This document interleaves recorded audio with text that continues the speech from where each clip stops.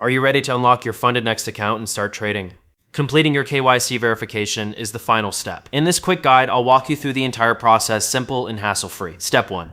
Once you finish the challenge phase, a notification will appear on your dashboard asking you to verify your account. Click Verify Now or go to the Verification Center from the My Profile tab. In the Verification Center, select Start Verification. You'll be given two options: scan a QR code or receive a verification link via SMS. Pick the method you prefer and follow the on-screen instructions. Step 2. Next, upload your identification documents. You can use your national ID, passport, or driver's license. Just make sure the document is valid and not expired. Double check everything before submitting. Step 3. After uploading your documents, confirm your submission and proceed to the agreement page. Enter your full name and address, accept the terms and conditions, and click Submit. Step 4. Your documents will now be reviewed by the FundedNext team.